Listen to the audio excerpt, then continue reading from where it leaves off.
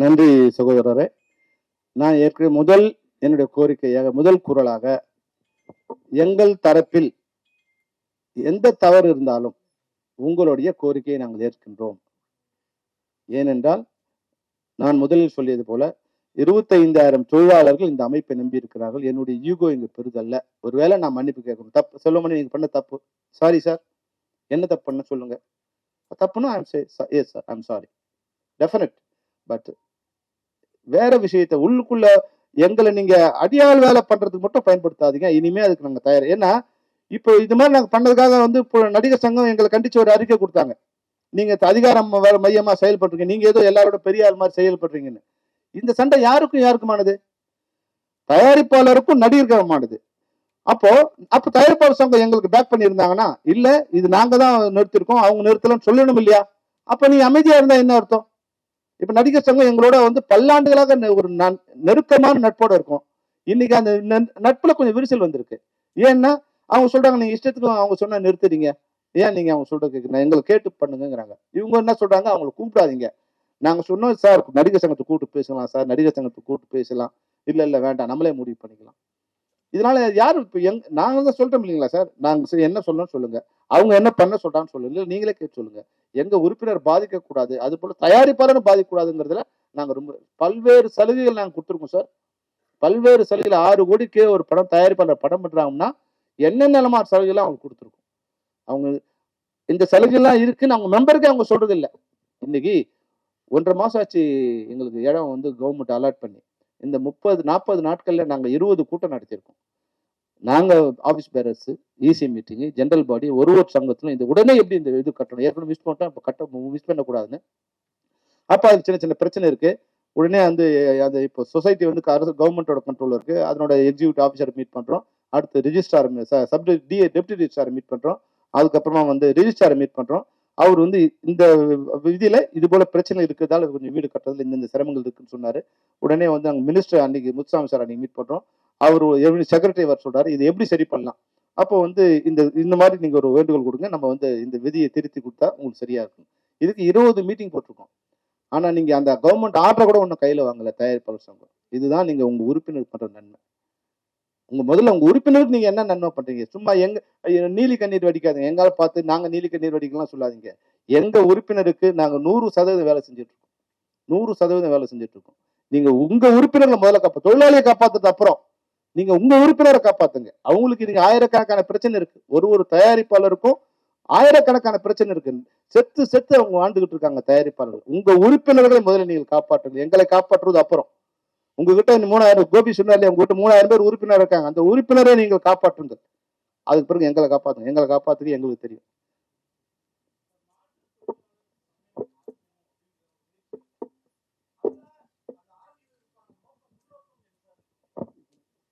Sir, இங்க மாற்றுத் தொழிலாளி ஒர்க் பண்ணக்கூடாதுன்னு சொன்னா நீங்க ஒரு சங்கம் ஆரம்பிக்கலாம்.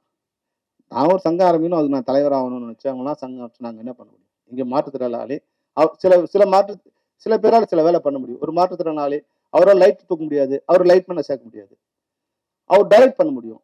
அப்போ எந்த தொழிலை அவரால் பண்ண முடியுமோ அந்த தொழில் அவர் உறுப்பினரை சேர்த்து எந்த தடையும் இல்லை. மாற்றுத்திறனாளி என்பதால் அவருக்கு இங்க வந்து உறுப்பினராக சேர்வதற்கு எந்த தடையும் இல்லை. அப்ப எந்த தடையும் இல்லாத போது நீங்க எதுக்கு ஒரு சங்கம் ஆரம்பிக்கணும்? நீங்க தலைவர் ஆகிறதுக்கா?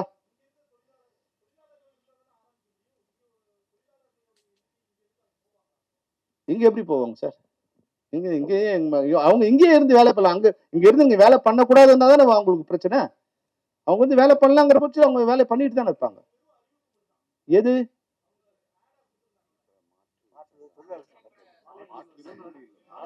மாற்றுத்திறனாளி இல்லையே, மாற்று தொழிலாளர்கள். அது மன்னிக்கணும். மாற்று தொழிலாளர்கள் இங்க ஏற்கனவே தொழிலாளர் இருக்காங்க. இருக்கிற 25,000 பேருக்கு வேலை இல்லை. 25,000 பேர்ல நாங்க 15,000 பேர் தான் எனக்கு வேலை கிடைக்கும் ஒரு நாளைக்கு. அடுத்த நாள் இன்னொரு 15,000 பேர் ஒர்க் பண்ணணும். ரவுண்ட் த கிளாக் 25,000 பேர் ஒர்க் பண்ண முடியாது. ஒரு வேலை இங்க ஆள் இல்லை அப்படின்னா நீங்க வேலை எடுக்கலாம். இப்ப அவங்க மட்டும் சம்பளம் கொடுங்க வேலை பார்க்க போறீங்களா? உங்களுக்கு ஒரு அடிமையை தேடுறீங்க. நீங்க வேலைக்கு தொழிலாளியை தேடல, ஒரு அடிமையே இல்ல வந்து அடியாளை தேடுறீங்க. அதெல்லாம் இப்ப சரியா வராது.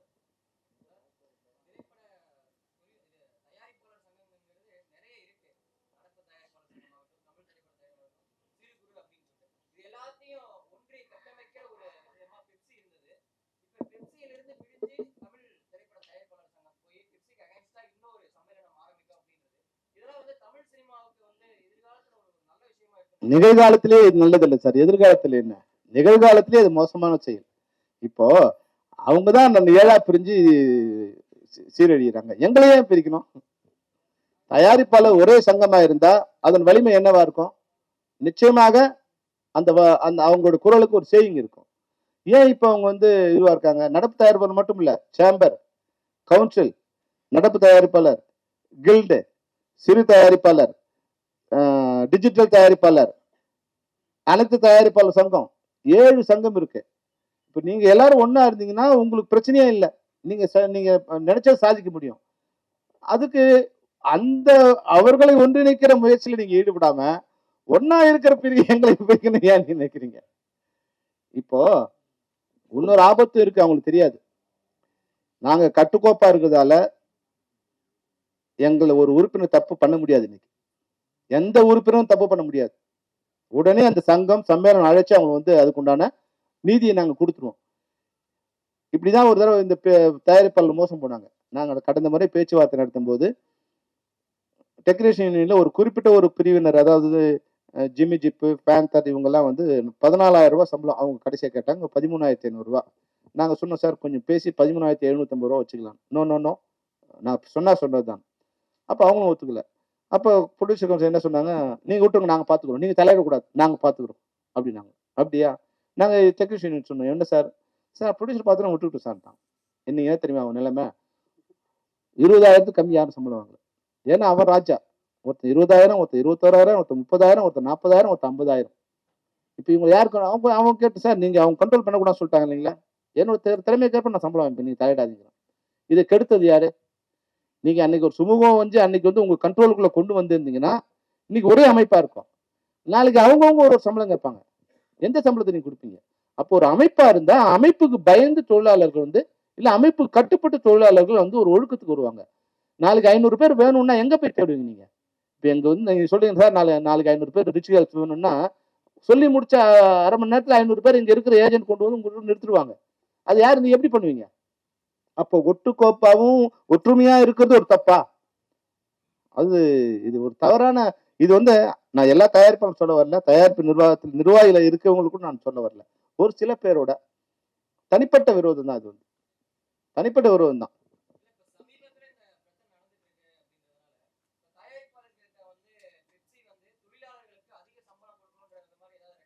இப்போ ரெக்குயர்மெண்ட் வருது. இப்ப ரெக்குயர்மெண்ட் வரப்போகுது. இப்ப இந்த மார்ச் 31 முடியுது. நீங்க வந்து 1ஆம் தேதி சம்பள பேச்சுவார்த்தை நடத்தணும்னு சொல்லும்போது இந்த பிரச்சனை. நாங்க அது கூட சொன்னோம். நாங்க 100 வருஷமா இருக்கோம். 3 வருஷமான சம்பளம் ஏறிட்டு இருக்கு. அது வேற. எங்களுக்கு சம்பளம் இல்லைன்னா கூட பரவாயில்ல. எங்களுக்கு பிஎஃப் இஎஸ்ஐ வேணும். நாங்க வந்து ஒரு எம்ப்ளாயா அங்கீகாரம் பெறணும். எங்களுக்கு ஒரு 14% சம்பளம் இது பண்ணி கொடுங்க. எங்களுக்கு பிஎஃப் இஎஸ்ஐக்கு மட்டும் கொடுங்க. யாருக்கெல்லாம் இருக்கோ அவங்களுக்கு கொடுங்க அப்படின்னு கூட நாங்க சொன்னோம். இதை வந்து பேச சொல்லி காலம் எடுத்துட்டே வந்து இப்ப வந்து அதுக்கு சண்டைக்கு போட்டாங்க. இனிமே உங்களோட கிடையாது அப்படின்ட்டாங்க. இப்ப நடப்பு தயாரிப்பு சங்கத்துல நாங்க பேசி அவங்களை கன்வின்ஸ் பண்ணி ஓகே.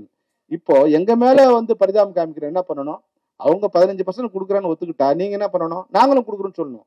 அவங்கள போன் பண்ணி இது வரைக்கும் உங்களுக்கு சண்டை இல்லை, அவனை வாழ விடக்கூடாது சொன்னவன் இன்னைக்கு நீங்க அவங்களுக்கு போன் பண்றீங்க. போன் பண்ணி சார் நீங்க ஒத்துக்காதீங்க, அது பிரச்சனை, நீங்க ஒத்துக்கிட்டு நாங்களும் கொடுக்கணும். எவ்வளவு நல்ல எண்ணம் பாரு. இந்த நல்ல மனிதர்கள் தான் இவங்க தொழிலாளர் சம்மேளனத்தை ஆரம்பிக்க போறாங்க. எங்களுக்கு 100 வருஷமா நாங்க கூலிக்கார மாதிரி ரோட்ல நின்றுட்டு இருக்கோம். நாங்க ஒரு எம்ப்ளாயா கன்வெர்ட் ஆகி எங்களுக்கு பிஎஃப் இஎஸ்ஐ வந்து எங்களுக்கு ஒரு நல்ல விஷயம். இப்போ ஒரு செய்தியில் ஒருத்தர் அனௌன்ஸ் பண்ணார் இல்லையா, ஒரு ஜூனியர் ஆர்டிஸ்ட் அவங்க ஒய்ஃபுக்கு வந்து 2 கிட்னியும் வேலை செய்யல. ராமச்சந்திரா போனா வந்து 12 லட்சம் ரூபாய் ஃபீஸ் சொல்றாங்க. அவர் வந்தார் எங்கிட்ட, சார் ஏதாவது ஹெல்ப் பண்ணுங்க. நான் சொன்னேன் 12,000 20,000 பண்ணலாம்ப்பா, 12 லட்சம் நாங்க எப்படி பண்றது? அப்புறம் பேசும்போது அவர் இஎஸ்ஐ மெம்பரா இருக்காருன்னு தெரிஞ்சுது. அப்புறம் உடனே யுஎஸ்ஏக்கு வந்து டெப்டி டைரக்டருக்கு நாங்கள் ஃபோன் பண்ணி, இது மாதிரி இருக்கு என்ன பண்ணலாம்னா, ஒரு 10,00,000க்கு மேல போச்சுன்னா, நாங்க ஒரு எலிஜிபிலிட்டி சர்டிஃபிகேட் குடுக்கணும். அப்புறம் லெட்டர் குடுக்க சொன்னார். பெப்சிலேருந்து லெட்டர் குடுத்தோம். அந்த லெட்டரின் அடிப்படையில அந்த உறுப்பினருக்கு வந்து அவங்க இன்னைக்கு ஃப்ரீயா தமிழ்நாட்டில இருக்க அப்போலோலும் பண்ணலாம், ராமச்சந்திரன் எந்த அலுவலகத்திலும் ஃப்ரீயா வந்து ஹாஸ்பிட்டல்ல அவங்க இப்ப அந்த கிட்னி டிரான்ஸ்பிளன்ட் டோனர் இருந்தா பண்ணிடலாம். இப்போ அடுத்த வாரம் அவங்களுக்கு இந்த ஆபரேஷன் நடக்க போகுது. அப்போ இது போன்ற ஒரு பாதுகாப்பு எங்க எல்லா மெம்பரும் கிடைக்கும் இல்லையா? அவங்க வேற வகையில எப்படி அவங்க இஎஸ்ஐ மெம்பரா இருந்ததால அவங்களுக்கு கிடைச்சது. நாங்க இஎஸ்ஐ மெம்பரா இருந்தா எங்களுக்கு இந்த பாதுகாப்பு இருக்கு இல்லையா? இந்த நீங்களும் எங்களுக்கு இன்சூரன்ஸ் கொடுக்க மாட்டீங்க. நேத்து ஒரு அம்மா இறந்துட்டாங்க. நீங்க என்ன பண்ண போறீங்க? அவங்களோட நல்ல வேலை அவங்க வந்து ஒரு பெரிய கம்பெனில ஒர்க் பண்ணும்போது இறந்தாங்க. அந்த கம்பெனி கொஞ்சம் பணம் கொடுக்கும்.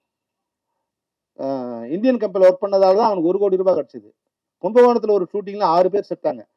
அந்த பாடியை கொண்டு வரது கூட ஆம்புலன்ஸ் பணம் கொடுக்கக்கூடிய நிலையில தயாரிப்பாளர் இல்ல. அவங்கள யார் காப்பாத்துறது? யார் காப்பாத்து? அவங்கள வந்து அந்தந்த யூனியன் பணம் செலவு பண்ணி ஆம்புலன்ஸ் வச்சு கொண்டு வந்து பாடியை வந்து ஆம்புலன்ஸ் கொண்டு வந்தாங்க. அடிப்பட்டவங்களை கொண்டு எஸ்ஆர்எம்லாம் அந்த எஸ்ஆர்எம்க்கு எங்களுக்கு ஒரு அண்டர்ஸ்டாண்டிங் இருந்தது. கொண்டு வந்து ஃப்ரீயா நாங்க மெடிசன் அவங்களுக்கு ஹெல்ப் பண்ணோம். இப்ப இது மாதிரி எங்க போய் நாங்க நிக்கிறது? அப்ப அரசாங்கமே எங்களுக்கு அந்த உதவியை இலவசமா பண்ண வரும்போது நீ அந்த உதவி கூட பண்ண விடாம நீங்க தடுத்தீங்கன்னா உங்க நல்ல எண்ணம் என்ன? இவ்வளவு நாளா அவங்க கிட்ட வேலை செஞ்சிருக்கோம். உங்க எண்ணம் தான் என்ன? அதிகாரம் பண்ணணும்.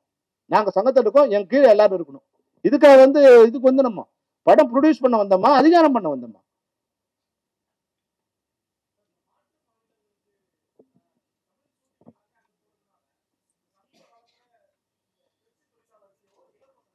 சார் 100% இழப்பு சார். வெளியூருக்கு ஒரு படம் இப்ப நான் சொன்னேன் இல்லைங்களா?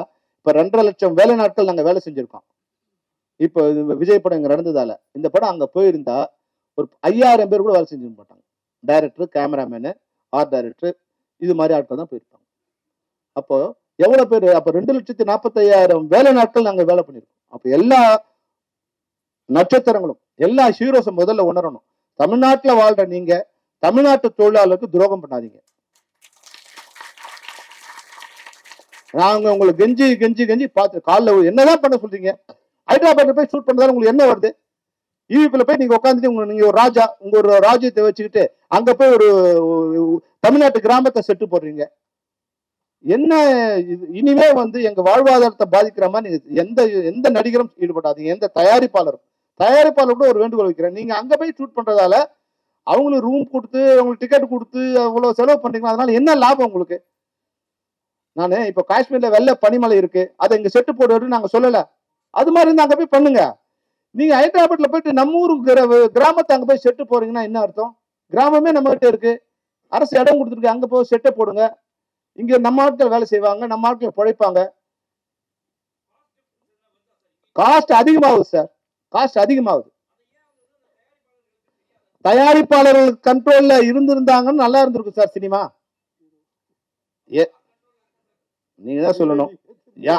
சார் நான் நஷ்டப்பட்ட விட அங்க போறேன்னா அது யார் கண்ட்ரோல்? நான் எப்படி டைரக்டரா இல்ல ஹீரோவா இல்ல கேமராமேனா இல்ல வந்து அதுல நடிக்கிற ஜூனியர் ஆர்டிஸ்ட் சொல்றாங்களா? ஜூனியர் சார் நாங்க வந்தா ஷூட்டிங் வரும்னு சொன்னாங்களா? அது யார் கண்ட்ரோல் பண்ண நீங்க தான் சொல்லுங்க. நாங்க எப்படி சொல்ல முடியும்? சார் அரசு எப்படி சார் சொந்த மாநிலத்தில் உள்ள தொழிலாளர்களுக்கு விரோதமா எந்த அரசாவது செயல்படுமா சார்? அதுல அரசு இல்ல, சும்மா இவங்க ஏதாவது சொல்லிக்கலாம். அரசுக்கு எந்த விதமான சம்மந்தம்? அரசு வந்து இன்னொரு இன்ஸ்ட்ரக்ஷன் கொடுக்கணும். நம்ம ஊர்ல ஷூட் பண்ணணும்னு சொல்லணும் அவங்களுக்கு. நான் அரசாங்கத்தையும் இப்ப கேள்வி நாங்க வந்து நிச்சயமா கோரிக்கை வைப்போம். தமிழ்நாட்டு படங்கள் unless otherwise it is necessary. இப்போ வைசாக் பீச் வேணும் போங்க, கோல்கொண்டா ஃபோர்ட் வேணும் ஹைதராபாத் போங்க, காஷ்மீர்ல பனிமலை வேணும் நீங்க காஷ்மீர் போங்க. நீங்க தேனியை போய் அங்க போய் செட்டு போடாதீங்க. இங்க இரு ஐயனார் சாமியை போய் அங்க போய் செட்டு போடாதீங்க. அங்க 2000 பேர் வச்சு நீ இருக்கும்போது இங்க படம் பாக்குறோம் வயிறு எப்படி எரியும்? இங்கதான் படம் பாக்குறான், அங்கேயா பாக்குறான்? அந்த தொழிலாளிங்க பார்த்தான்னா அவன் வயிறு எரியாது? நம்மள வந்து பட்டினி போட்டுட்டு இவங்கலாம் இப்படி பண்றாங்களேன்னு அவங்க கவலைப்பட மாட்டான்?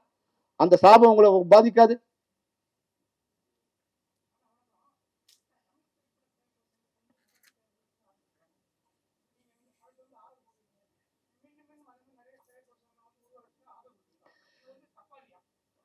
தயாரிப்பாளர் சங்கம்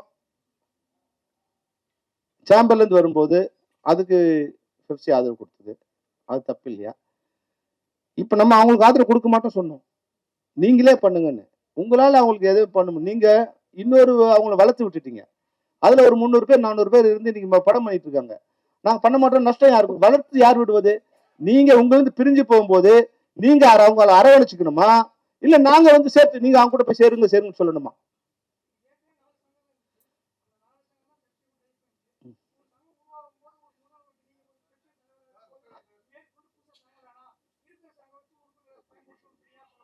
ஏன் சார், அது இது என் வேலையா? அது அது பெப்சியோட வேலை இல்லைங்க. நீங்க அவங்க எங்கிட்ட வந்தாவா, இல்லாட்டி அவங்க சொல்லுவாங்க நாங்க இது மாதிரி ஒரு சங்கம் ஆரம்பிச்சுக்கிறோம். நாங்க சொல்லாமல இருந்த 3 வருஷமா போராடி 30 மீட்டிங் அவரோட வச்சிருக்கோம். ஒரு தடவை நாங்க இருந்து 2 பேரும் உட்கார வச்சு பேசிட்டு இருக்கோம். இன்னைக்கும் பேசியிருக்கோம். சார் அவங்க கூப்பிட்டு உட்கார வச்சு பேசலாம் சார், பேச்சுவார்த்தை நான் தயாரா இல்லைன்னு சொன்னா அதுக்கு நாங்க என்ன பண்றது? பேச்சுவார்த்தைனா 2 பேரும் சம்மதிச்சாதான் பேச்சுவார்த்தை நடத்த முடியும். இவன் அழிச்சிருன்னு சொன்னா அழிக்கிறதுக்கு நாங்க ஆளு, நீ முடிஞ்சா அழிச்சு அழிக்கிறதுக்கு நான் ஆளு. உன்னோட அடியாளா எங்களை பயன்படுத்தாததான் மீண்டும் மீண்டும் நான் சொல்ல வருது. உங்களோட அடியாளா எங்களை பயன்படுத்தாதீங்க. நீ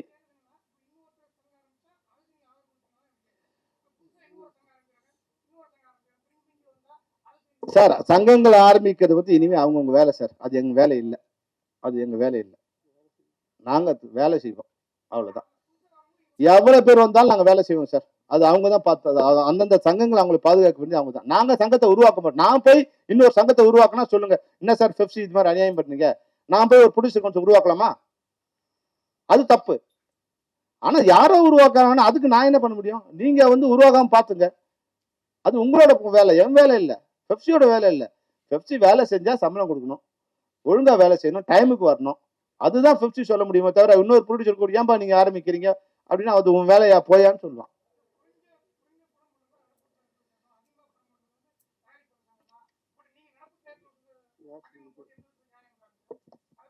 ஒரு நான் டீட்டெயில் கொடுக்குறேன், யார் யார் எங்கெங்க பண்ணணும். அது நாங்க அந்த இப்ப இதே கோரிக்கை இன்னொருத்தர் வச்சாங்கன்னா ஒத்துக்க முடியாது. ஏன்னா அவங்க ஒரு படம் 2 படம் பண்றவங்களா இருப்பாங்க. இன்னைக்கு நடக்கும்போது மெஜாரிட்டியான படங்கள் இங்க இருந்து தான் வருது. இதுல இப்ப அதனோட துணைத் தலைவர் உறுப்பினரா இருக்காரு, நிர்வாகத்தில் இருக்காரு. அந்த சங்கம் ஒண்ணு அங்கிருந்து வா, இல்ல நடவடிக்கை எடுக்கணும்ல. அதை விட்டுட்டு என்ன கேட்டீங்கன்னா, உங்க தயாரிப்பாளர் சங்கத்துல துணைத் தலைவர் அவர் அங்க மெம்பர் படம் எடுக்கிறாரு, எப்படி நீங்க அவர் துணைத் தலைவர் வச்சுக்கிட்டீங்க? அவர் பணம் கொடுத்தாரு, உங்களுக்கு இன்சூரன்ஸ் பணம் கட்ட கொடுத்தாரு விட்டுட்டீங்களா? இல்ல நாங்க அவர் போய் நீங்க அவர் போய் சேர நாங்க சொல்லணுமா, நீங்க சொல்லணுமா, நாங்க சொல்லணுமா?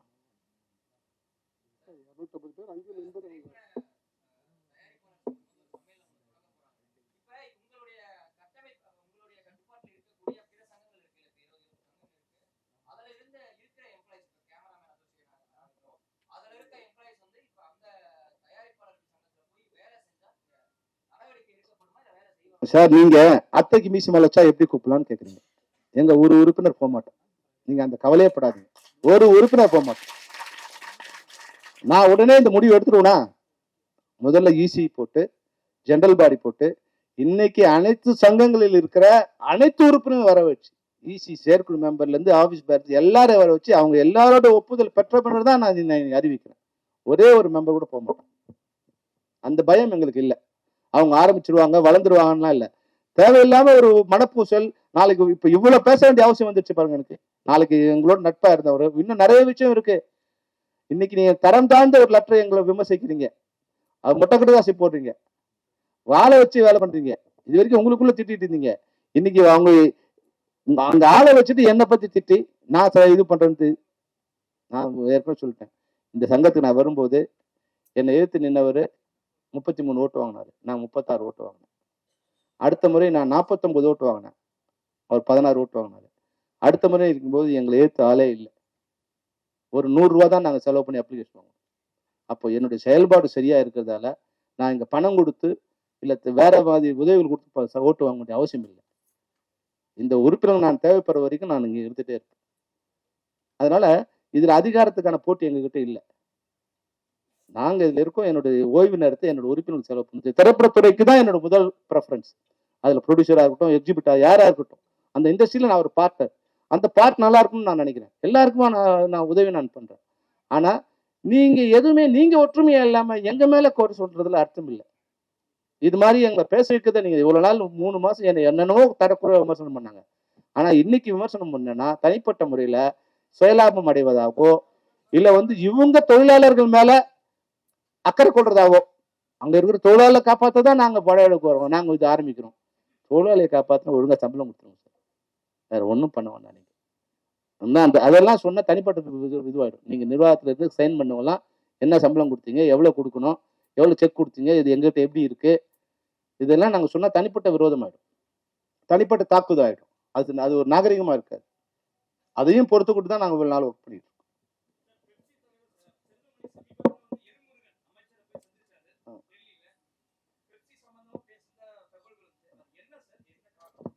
சார் அவர்கிட்ட வந்து ஒரு 3 உதவிகள் கேட்டோம் சார். இப்போ வந்து வீடு கட்ட திட்டம் இருக்கு.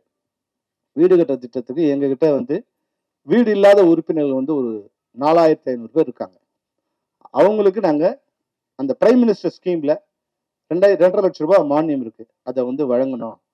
அது அது வாங்குறது ரொம்ப கஷ்டமா இருக்கு. அதுக்கு ஏதாவது வந்து தனிப்பட்ட இதுல வந்து ஒரு அதிகாரி எங்களுக்கு செலக்ட் பண்ணி இன்ட்ரோடியூஸ் பண்ணி கொடுத்து அவங்களுக்கு எங்களுக்கு மொத்தமா ஒரு சிஸ்டம் மாதிரி கொடுக்கணும்னு கேட்டோம். அது ஹவுசிங் இதுல வந்து அந்த பிரைம் மினிஸ்டர் ஆஃபீஸ்ல லிங்க் பண்ணி கொடுத்துருக்காங்க. அடுத்த வாரம் வர சொல்லியிருக்காங்க. அப்புறம் இன்னொன்று வந்து இப்போ இப்போ இதுல நாங்க திட்டம் கொண்டு வரோம். அதுல வந்து யாருக்கெல்லாம் வேலை செய்யற எல்லாருக்கும் நன்மை. வேலை செஞ்சா சம்பளம் வரும், வேலை செஞ்சா அவங்களுக்கு வந்து பென்ஷன் வரும், வேலை செஞ்சா இஎஸ்ஐ கிடைக்கும், பிஎஃப் கிடைக்கும். இப்போ 30 வருஷமா இருந்து இப்ப வேலை இல்லாம வந்து ஒரு 6000 பேர் இருக்காங்க. இப்ப அவங்களுக்கு ஒரு ஓய்வூதியம் கொடுங்க, ஒரு மாசம் 3000 ரூபாய் கொடுங்க அப்படின்னு சொன்னோம். அவருனால இது மாதிரி 12 கோடி தொழிலாளர் இருக்காங்க, அமைப்பு சாரா தொழிலாளர். அவங்க மொத்தமா கொடுக்கறதுங்கிறது வந்து ஒருத்தர் கொடுத்தா எனிமிட்டி வந்துடும். அதனால நீங்க ஒரு ஸ்கில்டு இதுவா ஒரு எம்ப்ளாயிஸ் வந்து ஒரு அசோசியேஷனா வச்சுட்டீங்கன்னா அதுல வந்து ஒரு 2 வருஷம் 3 வருஷம் ஒர்க் பண்ற மாதிரி இருந்தா நிச்சயமா 60 வயசு 65 வயசு மேல பண்ண பிறகு அவங்களுக்கு வந்து ஓய்வூதியம் கூடியது வந்து நம்ம முயற்சி பண்ணலாம் அப்படின்னு வந்து தொழில்துறையை சேர்ந்த அதிகாரிகள் குறித்து பேசினாரு. அந்த ஒரு கோரிக்கையை கொடுத்துருக்கோம். அதை வந்து நாங்க பண்ணித்தரோம்னு சொல்லியிருக்காரு. அப்புறம் ஸ்கில் டெவலப்மெண்ட்ல இப்ப என்னன்னா எங்க ஸ்கில் தான் டெவலப், வெளியில இருக்கவங்கலாம் ஸ்கில் டெவலப் பண்றதுக்கு நிறைய அதாவது 1 லட்சம் ரூபாய் கொடுக்குறாங்க ஒரு ஸ்கில் டெவலப் பண்றதுக்கு. 35,000 ரூபாய் வந்து அந்த லேப்டாப் வாங்குறதுக்கு, 35,000 வந்து ஃபேக்கல்ட்டிக்கு டீச்சர்ஸ் டீச் பண்றவங்களுக்கு, 30,000 அந்த ஆர்கனைஸ் பண்றவங்களுக்கு. இது போல இது பண்ணி 1 லட்சம் ரூபாய் மாதிரி 10,000 பேருக்கு சாங்ஷன் பண்ணிருக்காங்க. எங்க தொழிலாளர்கள் இது மாதிரி இருக்காங்க. இப்ப வர எல்லாருமே இப்போ அசிஸ்டன்ட் டைரக்டர் அதெல்லாம் வந்து கதை சொல்றது தான் முன்னாடி பேப்பர்ல எழுது, இப்பெல்லாம் லேப்டாப் இருந்தால் தான் நடக்குது. அப்போ அவங்களுக்கு கேமராமேனுக்கோ இது மாதிரி சரி அவங்கவுங்க தொழிலில் அவங்களுக்கு ஸ்கில் டெவலப் பண்ணுறதுக்கு நீங்கள் அதை இது பண்ணி கொடுக்கணும்னு சொன்னேன். அதை வந்து அவர் கோரிக்கையாக கொடுத்துருக்கு. அதை நிச்சயமாக அதை வந்து ஆர்கனைஸ் பண்ணி கொடுக்கணும்னு சொல்லியிருக்காரு. இந்த 3 கோரிக்கை தான் அவர் கொடுத்துருக்கோம். அது நிச்சயமாக பண்ணித்தராரு. அவர் உண்மையாக அவருக்கு ஒரு நன்றி சொல்லணும். அவர் ஒரு தமிழ் நம்ம தமிழ் சினிமா மேல ஒரு ஆர்வம் உள்ளவா இருக்காரு. நமக்கு உதவணுங்க ஒரு நல்ல எண்ணத்தோடு இருக்காரு. அதனால எப்போ நேரம் கேட்டாலும் கொடுத்து அது சம்பந்தப்பட்ட அதிகாரிகளை நேரடியாவோ இல்லை அமைச்சகத்தையோ அணுகி எங்களுக்கு அந்த உதவியை வந்து ஒரு 4 தடவை கூப்பிட்டு நேரடியாக பேசியிருக்காரு. அது நடந்துச்சுன்னா ஒரு பெரிய சந்தோஷம்.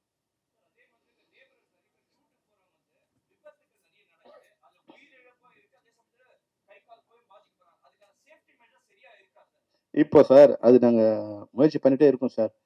இது வரைக்கும் ஒரு 5% தான் நடந்திருக்கு சார். அது எங்க உறுப்பினரும் அசால்ட்டா இருக்காங்க. வாங்கி கொடுத்தாலும் போட மாட்டேங்கிறாங்க. அது வந்து அவங்களுக்கு ஒரு எக்ஸ்ட்ரா பர்டனா இருக்கு. ஒரு கிளவுஸ் போட்டு எலக்ட்ரீஷியன் ஒர்க் பண்ணுன்னா அவங்க கிளவுஸ் சார் இது வந்து கன்வீனியன்ட்டா இல்லங்கிறாரு. அவர் கேப் போட்டு வந்து லைட் உள்ள போங்கன்னா அது கேப் வேர்வை வடிதே உள்ள போட முடியும். இப்போ எங்க மெம்பர் மேல கொஞ்சம் இது தவறு இருக்கு. அது வந்து ஒரு 20%. ஆனா 80% வந்து அந்த ஸ்டுடியோஸ் அதுக்கு உண்டான வசதி இல்லாம இருக்கு. நாங்க அவங்களுக்கு தொடர்ந்து குடுத்துட்டே இருக்கோம். இப்ப அவங்களோட சண்டை எல்லாரோட சண்டையா இருக்கு. எங்களுக்கு உரிமையை கேட்டாவே சண்டையா இருக்கு. நிச்சயமா பாதுகாப்பற்ற சூழ்நிலை தான் நாங்க ஒர்க் பண்றோம். கரணம் தப்புனா மரணம் இருக்கு பாருங்க. அது மாதிரி ஸ்டண்ட் மேனு மட்டும் நாங்க இங்க மரணம் இல்ல. லைட் மேனு கூட டெய்லி மரணத்தை நோக்கி தான் போயிட்டு இருக்கான். மேல ஏறினானா எந்த கோடா எப்ப இறங்கும்னு தெரியாது. எப்ப அது ஆடுன்னு தெரியாது. அந்த எந்த கோடாவுமே குடுத்துட்டே இருக்கும் சார். குடுத்துட்டே இருக்கும். எந்த கோடாவுமே விதிப்படி இல்ல சார். நாங்க வந்து சொல்லிட்டோம். நாங்க லேபர் இதுல வந்து கம்ப்ளைண்ட் பண்ணா ஸ்டுடியோ மூடிடுவாங்க. இன்னொரு பயம்னா இங்கேயே ஸ்டுடியோ இல்ல. ஸ்டுடியோ மூடினா இருக்கவன் வந்து இன்னும் வெளியூர் போயிடுவானேன்னு அந்த பயம் வேற இருக்கு. இது மாதிரி நாங்க வந்து ஒரு நெருப்பாற்றல் தான் நாங்க நீந்திக்கிட்டு இருக்கோம்.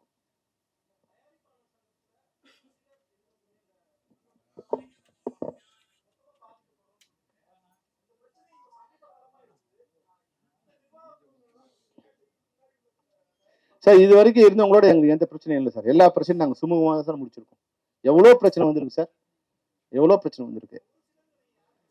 ஒரு சிலர் நான் தனிப்பட்ட முறையில் யாரும் சொல்ல வரல, அவங்களுக்குள்ள ஒரு ஒருங்கிணைப்பு இல்லை சார். தலைவர், செயலாளர், துணைத் தலைவர், இணைச் செயலாளர், செயற்குழு உறுப்பினர்களுக்கு ஒரு ஒருங்கிணைப்பு இல்லை.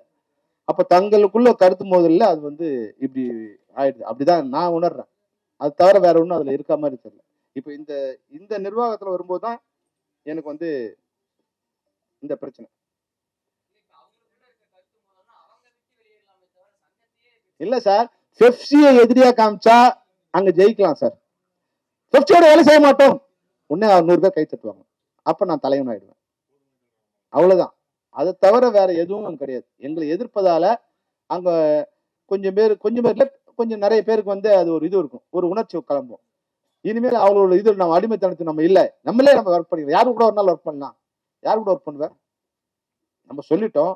நீ சொல்லி 3 மாசம் ஆச்சு. 3 மாசம் கடிதம் அனுப்பிச்சிட்டு இருக்கீங்க. இதே செயலாளர் கையெழுத்து போட்டு எங்க உறுப்பினருக்கு நீங்க சிறு பட்ஜெட்டுக்கு நீங்க எனக்கு இது அலாட் பண்ணுங்கன்னு கையெழுத்து போட்டு போன வாரம் கூட அனுப்புறீங்க.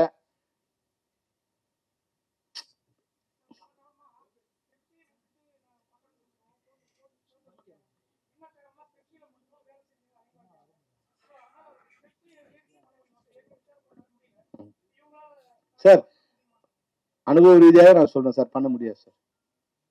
அது வந்து ஒரு சாதாரண விஷயம் இல்லை சார். ஒரு இவங்க ஒரு ஸ்டெடிகேம் ஆபரேட்டர் உருவாக்குறேன்னு சொல்லி 3 வருஷம் 2.5 வருஷம் ஆச்சு. ஒரே ஒரு ஆளை கூட உருவாக்கல. அதுக்கான முயற்சி கூட செய்ய முடியும். அதனால சொல்வது வேறு, அது செய்யறதுங்கிறது வந்து எவ்வளவு சிரமம்னு எனக்கு தெரியும். எவ்வளவு சிரமம்னு எனக்கு தெரியும். அதனால இதெல்லாம் வந்து சாதாரண விஷயம் இல்ல. ஏதோ கோவத்துல பேசலாம். இல்ல அது ஒரு விஷயம் சார். ஒரு குடம் பால்ல ஒரு சொட்டு தான் விஷம். மொத்தமா கெட்டு போயிடும். அது மாதிரி கெடுக்கிறது ரொம்ப ஈஸி. உருவாக்குறது கஷ்டம். இது மாதிரி வந்து நாங்க பண்றோம்னு சொல்லி கெடுக்கிறது ஈஸி.